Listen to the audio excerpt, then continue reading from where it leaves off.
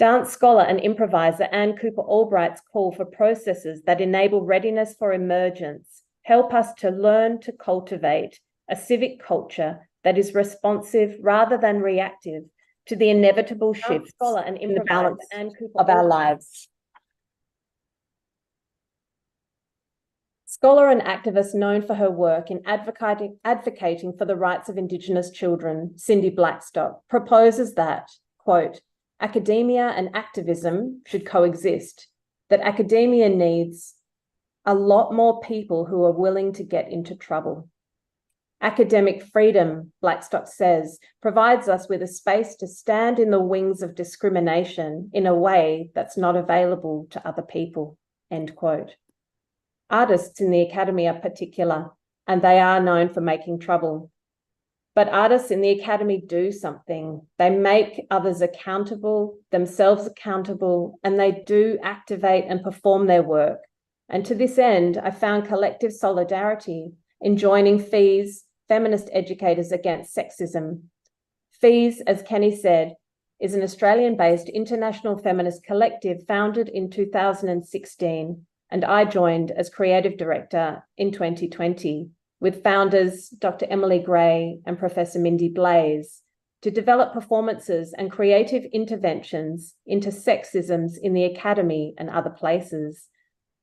FEES uses a mix of humour, irreverence, and collective action to interrupt and disarm both institutional and everyday sexisms within higher education and other spaces.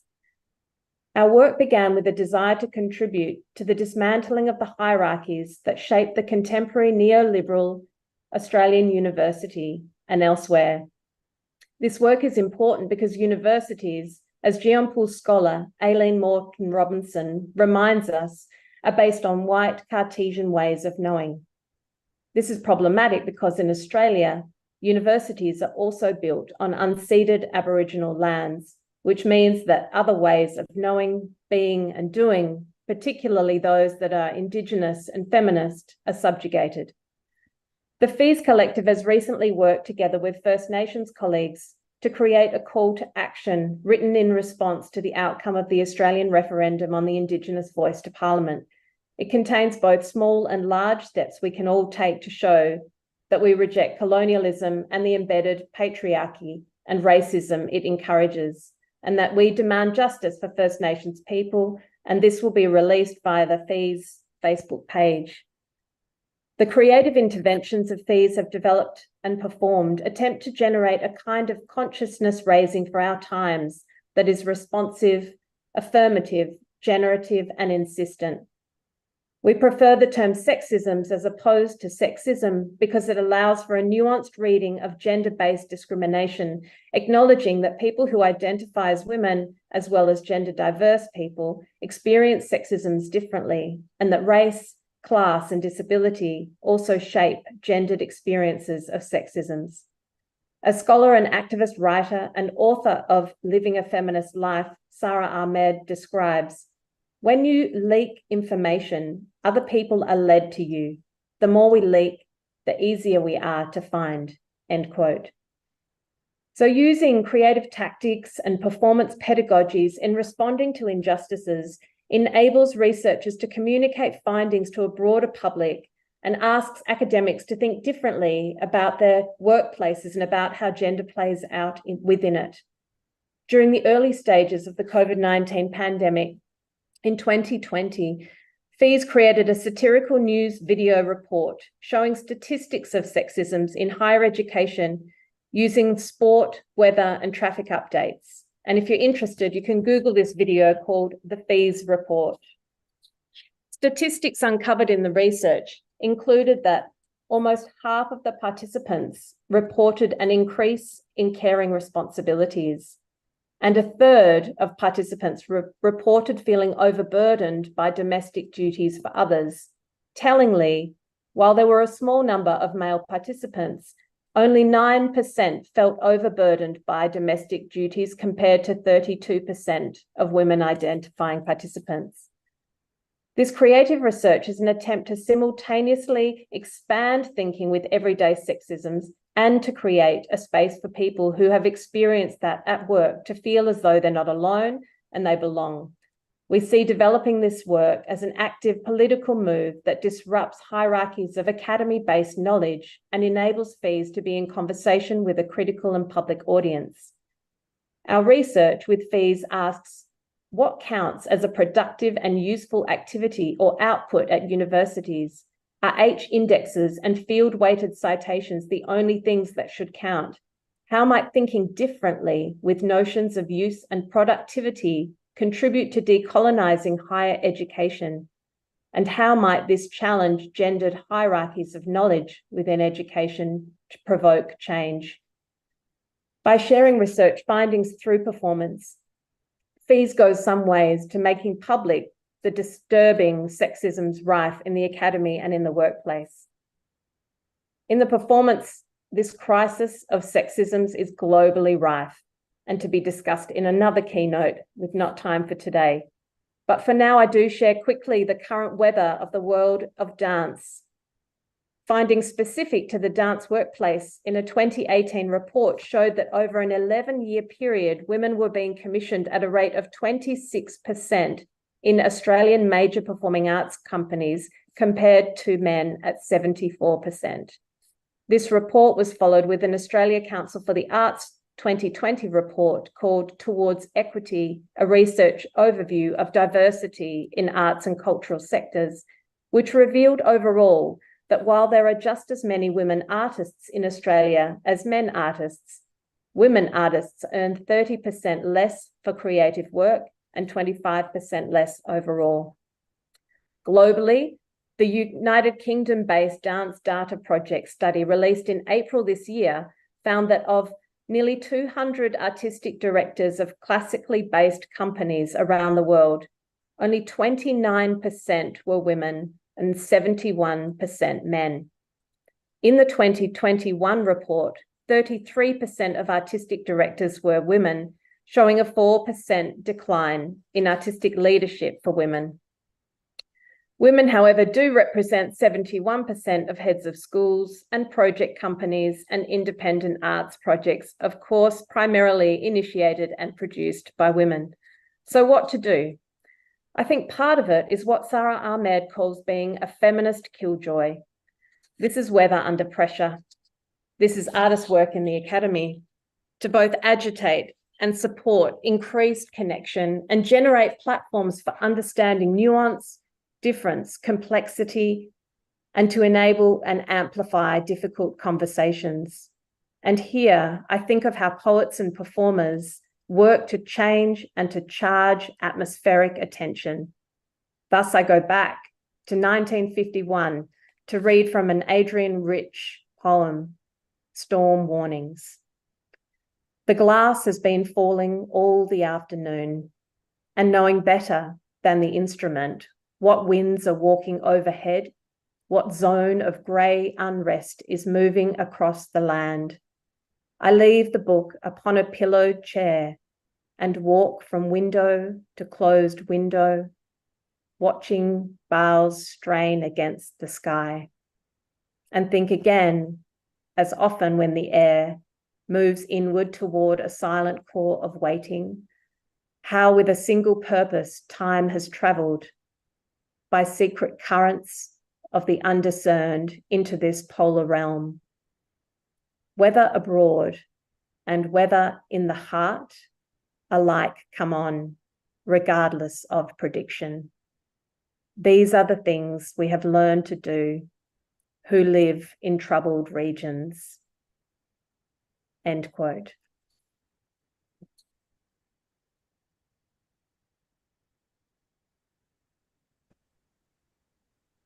Chapter 2, the practice. Working as an interdisciplinary artist during a 3-year postdoc situated in the School of Education, I've come to understand deeply the relational practice of dance improvisation as a keenly relevant practice in thinking with the paradigm of global instability and precarity. The dominant paradigms of knowledge production are becoming increasingly unstuck amid an unstable world of perpetual disruption and crisis. the intersections of which are gendered, raced, classed, and far from equal. One way to make these inequities visible is by attending to one's own body through understanding presence as a practice of improvisation, not to persist with an individualist logic, but as a method for attuning to an ever-changing present and prioritizing embodied knowledges and other ways of knowing and being. Improvisation is oft easily dismissed by the neoliberal academic hierarchies that are driven by metrics and outputs, but the need for different kinds of strategies and processes for mobilizing relations is increasingly vital as it becomes no longer possible to continue with business as usual models. Paying attention to and with the body helps to bring attention to spaces and difficult histories we inhabit. Listening with the physical imagination of the whole body can help to slow down the immediacy of the flight or fight response and make room for a wider and perhaps more collective response system. Bodies are unstable, and this instability directly connects us with each other, with human and more than human processes. This understanding of the unstable acknowledges that relational spaces are not without tensions. Western Australian Noongar and Yarrurrung writer Elfi Shiosaki explains the notion of country as kin, and she calls on, quote, diverse and complex understandings of kinship which collide, converge, and unsettle, end of quote. As a white settler in Western Australia, I understand these long-standing practices of attunement existed long before the thinking in moving paradigm of Western dance improvisation coming to the fore in the 1960s. And it's here, though, that the unfixity of improvisation can rupture these Western binaries of positionality and engage in the partial and relational as a feminist practice of our times. This practice is not an autotelic becoming one with the world, but rather is keenly aware of differences, inequities, and requires a perpetual effort of attention and decision-making. This engagement with the politics of presence makes it a feminist practice that demands risk and a commitment to being in relation through unknowing. Such jostling and redressing of the patriarchal silencing comes through challenging the linearity of progress I have been complicit in by actively distributing and presencing as seeing that as patriarchal resistance. Practicing presence in this way unsettles, disorientates, and similarly to the physical experience in dance of being literally off balance, it can shift perspective. And this is a quote from Anne Cooper Albright, a dance scholar. Quote, from a focus on visibility and stability to a sensibility energized by proprioception and instability. End quote. Attending to instability can also destabilize the position of the center and margin, allowing us to attend to the shifting currents of political or cultural contexts differently. As queer dance scholar Claire Croft argues, treating bodies like instruments rather than social forces forecloses the queer possibility, which is often intertwined with the unspoken and the felt. Croft says, quote, bodies never do one thing or mean one thing. By embracing a messy, heterogeneous, even possibly contradictory queer dance forges community, not in spite of, but through with challenges and contradictions, end quote. As a dancer, I work with a practice of writing as dancing. This is a process of responding with kinesthetic attention as a way to ignite and hone connection in human environment relations. Writing as dancing understands these relations as an ensemble and energetic practice through responsive improvisation and the composition of words and poetic marks in a continuation of a dancerly engagement with environment, sensation, presence, and speculation. The practice of writing as dancing as an embodied connector with place, one that enacts rigor of attention through nuanced response, through what the body can tell us before we can name it, about unease and how we can become more nuanced in our responses and more keenly notice a distributed sense of becoming with. Australian Maori dancer Pia Leach describes the term kinesthetic as a sense on the move. It is sensing deployed into kinetic action, end quote, much like the weather. For me, writing as dancing is a state of intent and a specifically located physical practice. It began as an extended attempt to write like I dance, by working with attention to associational shifts, compositional rigor, and practiced energetic states. The work proposes that the dancer begin on the page from the vantage and experience of entering the stage as a solo performer. The words and form are forged from the body in a state of dancingness, with the dancer as author in the process of writing as dancing.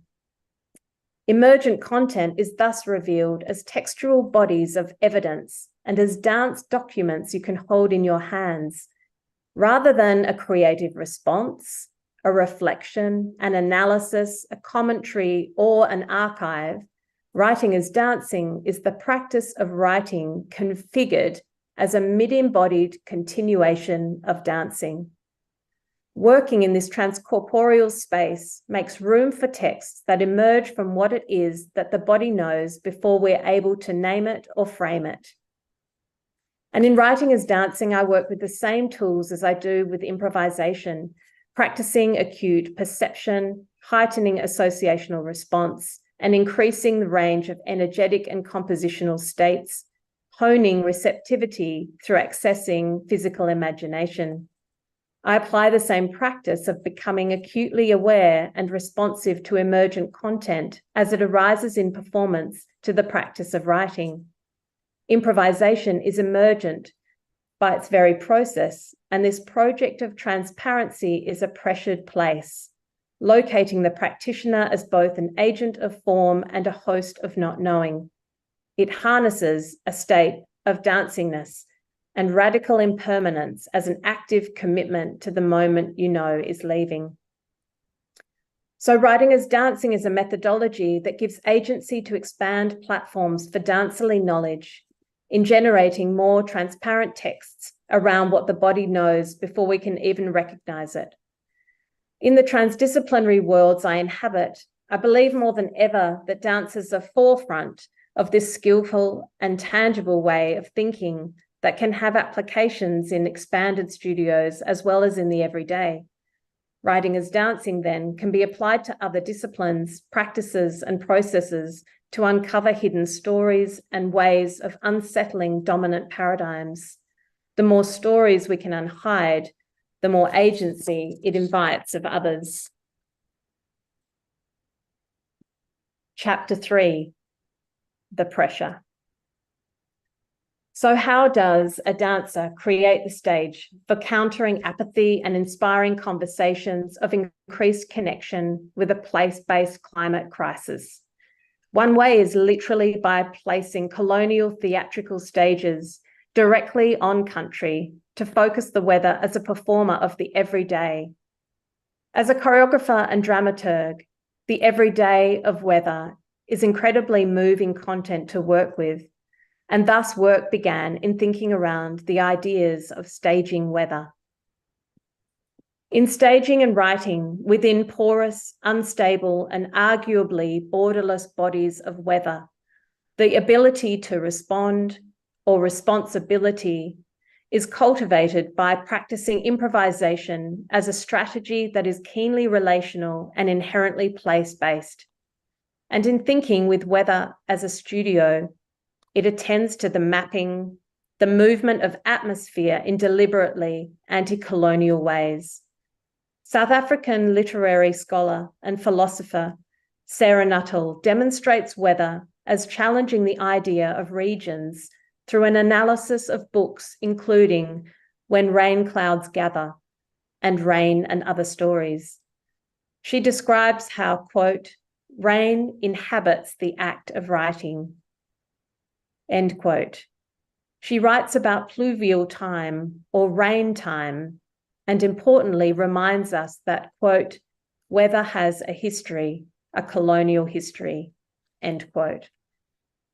Weather Studios, my current project, relates to a deeply rigorous studio practice that has creative response as its driver.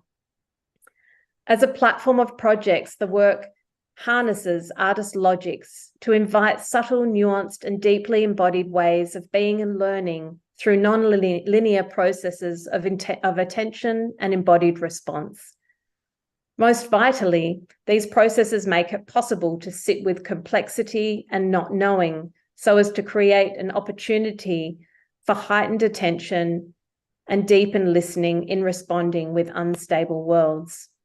The most significant and ongoing focus of the work is currently being undertaken in collaboration with the Western Australian Bureau of Meteorology and the Art Gallery of Western Australia's Lily Blue, which brings artists, scientists, and Indigenous forecasters together to think and move with weather. Media theorist Jussi Parikka says, quote, our relations with the earth are mediated through technologies and techniques of visualization, sonification, calculation, mapping, prediction, simulation, and so forth. It is through and in media that we grasp Earth as an object for cognitive, practical, and effective relations, end quote. But what kind of weather are we seeing, and from whose maps? First Nations Australian poet Natalie Harkin writes of deep colonialisms written on the body. Hey Siri, what is the weather in Bandung today? Expect some clear skies in Bundalong today. Daytime temperatures will hover around 31 degrees with overnight. That was a Siri fail. You'll have to tell me, Kenny. So, what is the weather today? Gather by waiting, gather by closing our eyes at the same time, gather by proxy, gather by closing our eyes at the same time, gather by gathering, gather by stride, gather by undoing, gather by dissolving, gather by showing up, gather by closing our eyes at the same time, gather by hope, gather by agitation, gather by enough is enough, gather by #MeToo, gather by shame, gather by closing our eyes at the same time, gather by listening, gather by stepping aside, gather by stepping in, gather by calling it out, gather by closing our eyes at the same time, gather by closing our eyes at the same time, gather by closing our eyes at the same time. To conclude, forecasting is the charting of movement of the atmosphere. Movement is the vital connecting force here. Current eco-social forces make movement and moving key in translating instability and responding with increased intimacy in unstable, felt, and feeling times. So how can we keep moving under increased pressure systems at play? Sara Ahmed's latest book, A Feminist Killjoy, she says, if you have to wave your arm furiously, it is not surprising you appear furious. Maybe, just maybe, you are as you appear. And I love the little warning hat in our Zoom room. It's perfect. A history can become concrete through the repetition of such encounters, which require you to put the whole of your body as well as your arm behind an action. Maybe these actions seem small. Maybe they are small. They can accumulate over time. Actions that seem small can also become a wall. They feel like a hammering, a chip, chip, chip against your being. No wonder we keep finding chips on our shoulders. A chip as a poem, a sharp splinter, telling us something. When insistence is political labor, what some have to do to be, insistence is also a craft. How we become more impressive. You have to say it again. You have to say it again firmly, Ahmed says. And here I end with the opening pages of The Dancer in Your Hands, the book published in 2019. In the years they stopped crying, I counted the tears of all those who did. She cries, she cries, she cries, she cries, she cries, she cries, she cries, she cries. Terima kasih. Thank you.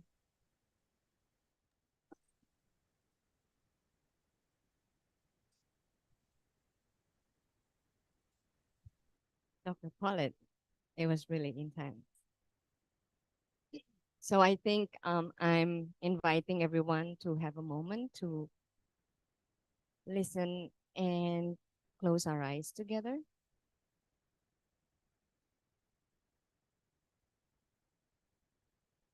But yeah, there was so many physical experiences, if I may say, or sensations that we had to go through your performance, if I may say it as a performance. I think it's partly also decolonializing the conference by putting up a stage like you just did, Dr. Paulette.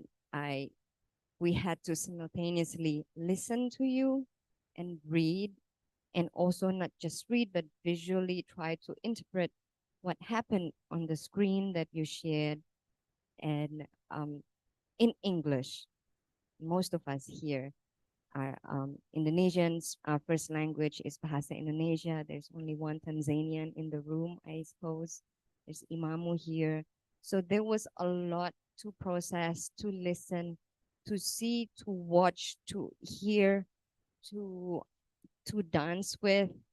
And then the words and the marks putting up on the screen was also choreographed somehow. So thank you so much for a lot of things you just did in 30 minutes. I think it's a performance, show. So please, big round of applause for Dr. Paulette.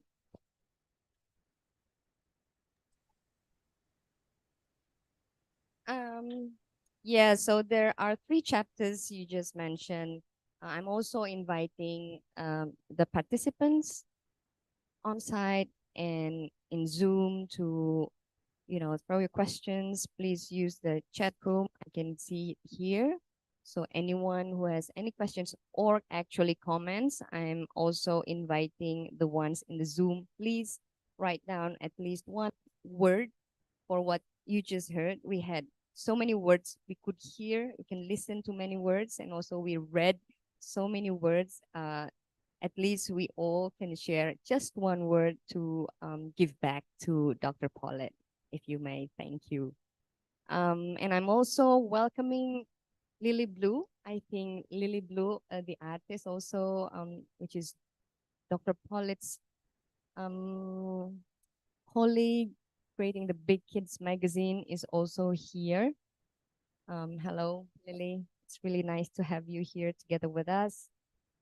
We had 3 chapters. First was the context, where Joe tried to begin with how the academic world was in between the managing, the patrolling knowledge, but at the same time needs to be authentic, also untouched and original, and how we can use the experience to actually create knowledge. I love the eco-poetic quote you had there. And there was also, I would like to remind us also, there was 2 screens coming together, and there's a lot of actually transmedia experience that we just had. There's so many boundaries we just crossed, and there's a lot of intersection we could learn from Joe. And the second chapter was the practice, where Joe introduced her writing as dancing practice. And the third one was the pressure, where we talked a lot about the weather and the instability of the weather. And then there was this beautiful, actually, I noticed when Dr. Paulette started talking about the weather, there was this text on the screen, an equidistance traveler time, sinker takes stitch. And then there was a glitch when Joe said effective. There was a glitch on how we try to be effective, and also effective relation. And then she undo the typing. And then she said undo. There was so many things going on, Joe. What was the experience of you writing and creating this performance? Yeah, well, the text work was written in response to live dance. So the practice of writing as dancing is literally attending to the keyboard and working with the keyboard as a choreographer and as a dancer. So the writing of the text happens through that improvised, very focused practice. And it's not an anything goes idea. So it's not so much a stream of consciousness practice than a compositional practice. So I treat the page as a stage, I guess, and in terms of the way that I press the keys and make choices about where the marks are moving on the screen, on the stage, that's the momentum that starts to generate is then enables the form to emerge. So a form begins to arrive, and then content starts to emerge as well. And they're in this constant conversation. So I use it a lot as a practice, and then I can expand it into other texts. And then obviously in terms of academic writing, I try to use that approach still energetically, and reality conforming to the constraints of what's expected by, Q1 journal articles and the rest. But it's definitely, it's a practice. So it's something that comes, and it's very physical, like you said, Kenny. It's really, it's about movement and intention and I think generating some kind of energy on the page. And I know a lot of you in that audience are students of literature. And I think, when we're working with texts, contemporary texts or older texts, where is the momentum of the text, of the idea of the content, of the driver, of what moves you to be moved, and to the way that you read, the way that you process, and the way then that you yourself attend to writing. Did that answer your question? Yeah, I was just a bit more curious. Just another question. I noticed that you started as a traditional dancer. Is that correct? In contemporary technique and ballet, yes. Yeah. So what happened in that shift? I mean, the methodology of creating traditional dances or contemporary dances is quite rigid, I guess, or there are rules, and then you are breaking these rules by having this post-dramatic method, I guess, in creating movement and new vocabulary, and even noticing that sitting down and typing is also part of a choreographic work. How did it happen? I think, I very much just wanted to be in a contemporary Western dance company, and I did get a job in my early 20s, and then I always sort of felt like I was in front of myself, and as I was doing the steps and trying to get it all right, and then I'd always been a reader and a writer throughout that process, and the connection of those two things together really came to the fore when I worked with a New York-based improviser, Jennifer Monson, and she did worked with a practice of that a lot of dancers did at the times in the 90s, where you would watch somebody move and you would write and then you would move in response. So that kind of practice opened up this idea of the writing of the body, I guess, so, and of bodies. And when I work as an improviser, and I've been teaching it in the academy for 20 years, solo improvisation, but it's never solo because it's always an ensemble. You're always in movement with the environment, with atmospheric pressure, with histories and all kinds of things. So there's always this ensemble kind of a practice. And the idea was really pushing me when I wanted to understand what it was that I was saying. I felt very ambiguous in my improvisation. So I felt like I was doing everything and I was feeling everything, but I was saying nothing. So, and I guess that emergence of the more political, academic, critical kind of interest that I've got, once I was moving, I started to feel, well, how can I continue this movement and this sort of embodied momentum? How can I see what it is that I'm actually saying or trying to say? How can I continue it as a practice in words? And it can go vice versa. But it really took years, and that's when I entered into a PhD, because I'd done a master's 20 years ago, and then I'd gone in with the intention of creating a group, an improvisation group, where everybody was going to be unique, and in the end we all just looked the same.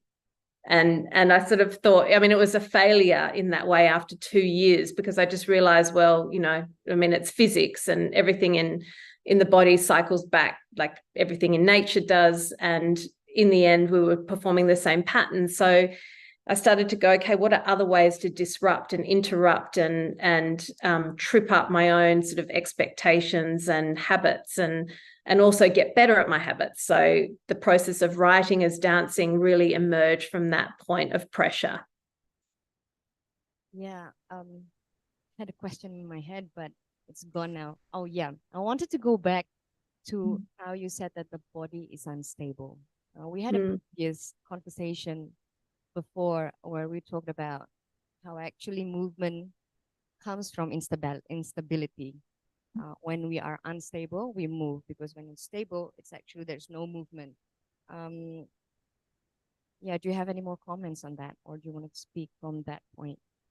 Yeah, I mean, that I'm such a believer in movers and dancers at the moment, because I think we're living in these precarious times of, you know, of conflict and deep instability. And I think that the practices of dancers understanding this experience of being able to work with the unstable physically, literally, imaginatively, emotionally, that those skills can really offer something to the conversation about how we're going to move with the increasing instability and uncertainty that's coming. And in the project at the moment, that's to do with climate and with noticing weather states, and also how we're going to respond and adapt. And that understanding of the instability of the body can also free up potentially this idea of these binary ideas, these fixed ideas, and that we can see in the world we need other kinds of ideas at the moment,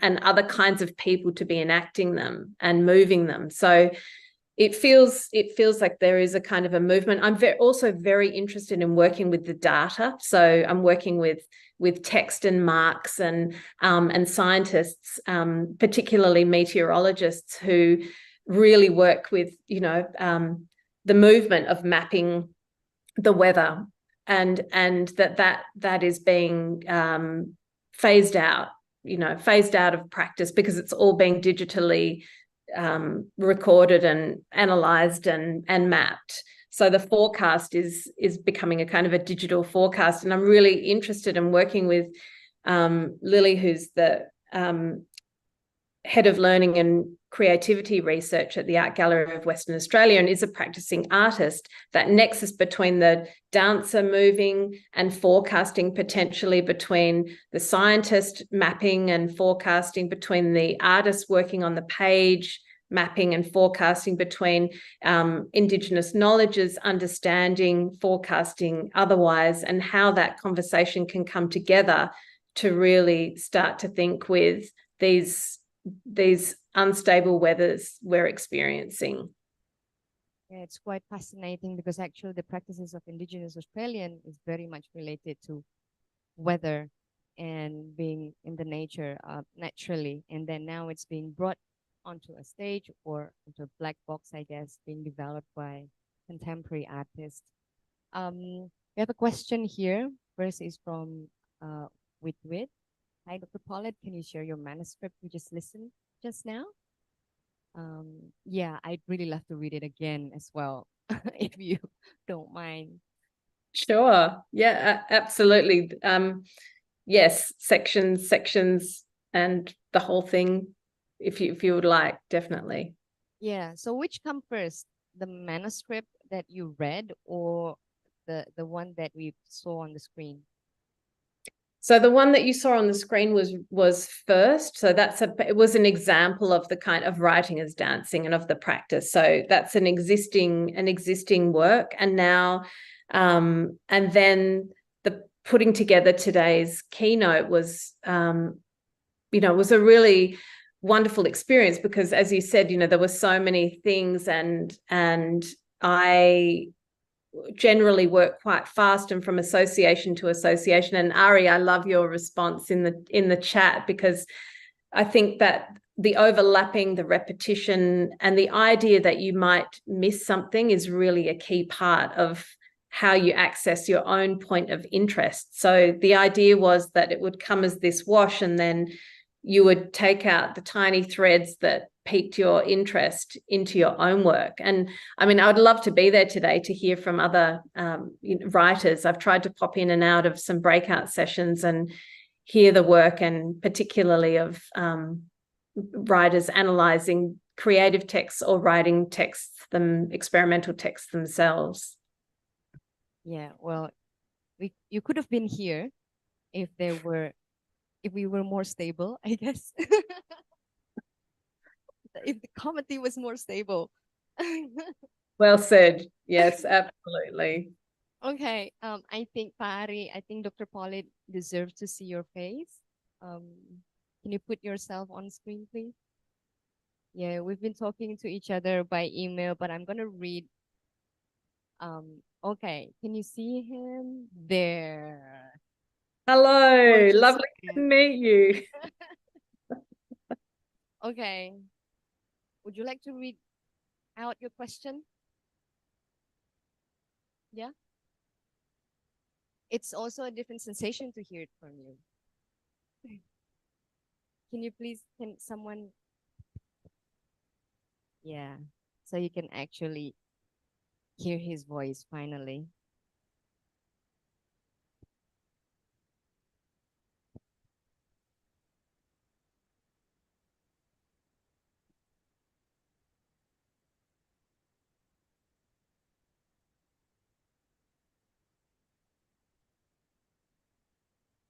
Turn around, please. Oh, I'm sorry. Thank you. Hi, Joe. How do you feel today? Writing is dancing. Dancing is writing. Hi, Joe. How do you feel about pens and pencils instead of keyboards? I'm 54. I'm sorry. Speaking what is written what is spoken, with muscles and nerve ends enveloped and encapsulated within skin, separated by space and maybe air. Air pressing the world, pressuring skin. Is that how?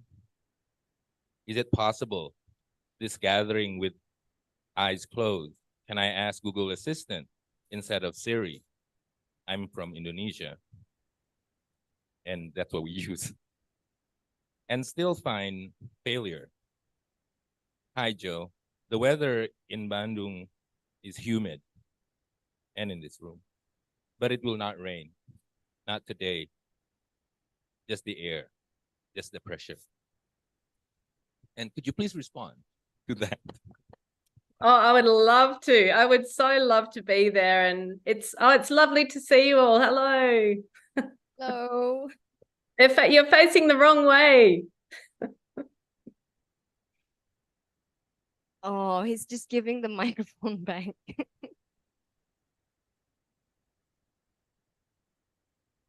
Okay, now it's back on me. I'm here. It's a very sophisticated camera Yeah, system. totally. Yes, please. So how would you like to respond to Ari?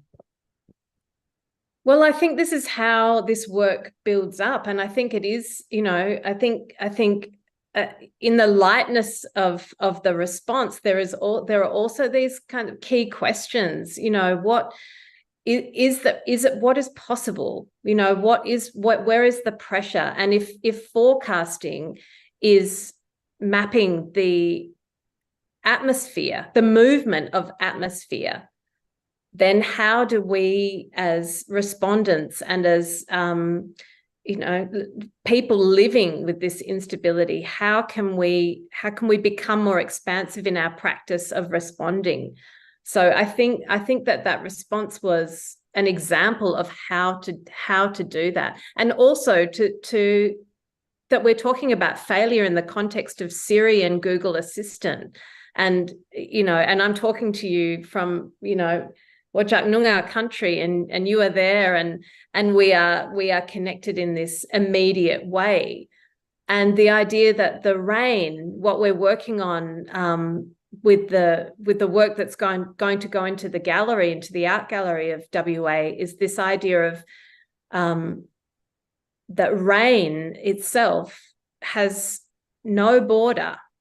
So whereas countries have borders, and there are borders in so many ways, there are hierarchies and things held and other people held back from those places. But rain and the weather, how do you call the border of rain? How do you call the border of clouds? Does it stop when it gets to the edge of a country? No. So that idea of borderlessness, I think, is could really be generative in terms of thinking through difficulty. And I think literature and language, and I mean language of in all kinds of ways of responding through text and dance and visual art, and the increasing response of meteorological art in the world, because we're looking for connection. And really my interest is, how can we find points of connection? So rather than the disconnect, how can we find connection? And how can art and these kinds of literature, the practices of literature, how can they help us to feel and to then respond and to then activate our own work? It's funny that you brought up boundaries and borders to this conversation about dance, because as we also have spoke before about, is that dance in Indonesia traditionally, or in terms of the government, is actually separated by imagined borders. We are, separated into 34 provinces in Indonesia, and right in this unseen borders, you suddenly become in another state. So if you're West Javanese and considered as a Sundanese, the people of Sunda in West Java, when you cross this unseen border, suddenly you are Central Javanese and you dance another dance. You wear another attributes and you wear another costumes and you become a Central Javanese. And then you walk another distance and then you're a person from Jogja, which is, it cannot be the same as Central Java, because it's a totally different kingdom who ruled before in that special region. So, in terms of how the state and the government sees the bodies and how it controls the ethnicity in Indonesia is also, you know, it's another margin, I guess, on the page between all those words and letters that you just wrote. So yeah, the margins is always there, the borders are always there, whether we see it or not. And whether we're sitting together next to each other, gathering, closing our eyes, you are a white, brown hair woman, and I'm an Asian, dark skin and black hair, and the distance is somehow is on the pigments of our hair color. Yeah. Do we have more time? Yes, okay. Do we have any questions from the participants in this room? Invite or comments? There was a lot to take on, Dr. Pollitt.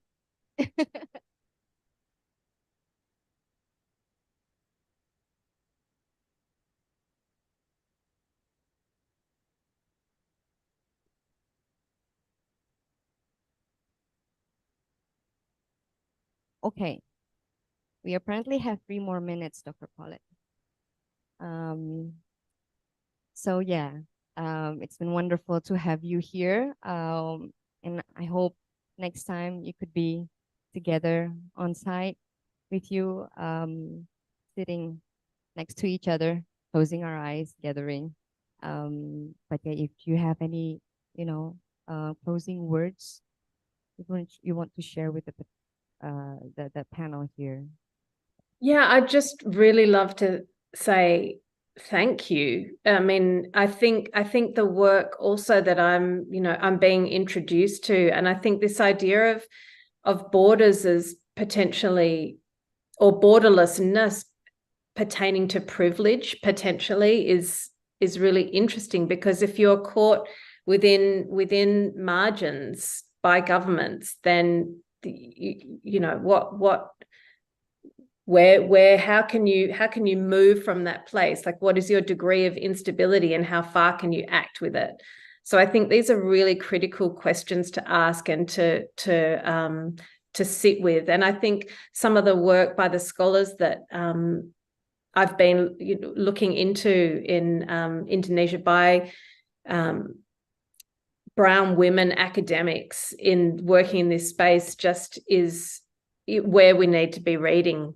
So for me, I feel like I'm coming and I'm like, okay, well, let's have a conversation. And it's really exciting and inspiring, and we'll go, much further. And I'm grateful to be here. Thank you, Jo. And I guess drawing from what Intan Paramadita talked about, decolonializing feminism that you quoted at the beginning of your lecture, I guess decolonizing dance is something it's stable. It's a journey that we go towards to. There's no ending and there's no singularity of practice that we need to go towards to. And there's a lot of many particular practices that we need to acknowledge together. So thank you, Dr. Jo Pollitt. Thank you, audience, for the session. Hope to see you soon. Annie. Bye, Jo. Thanks, everyone. Have a great day tomorrow. Thank you. Bye. Bye. Terima kasih Bapak Ibu sekalian atas kesempatannya. Saya mohon maaf jika banyak kesalahan dan saya berikan kembali waktu dan tempat kepada pemandu acara. Terima kasih.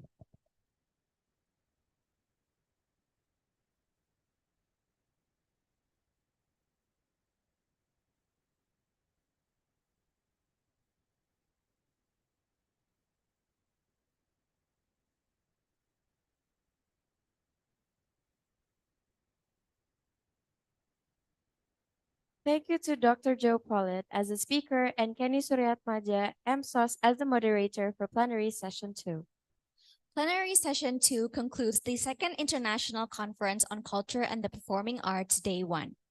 We hope the distinguished guests had an insightful experience today and we look forward to seeing you tomorrow on day 2.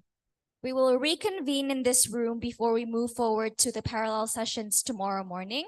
Well, see you tomorrow. See you tomorrow, everyone. Thank you.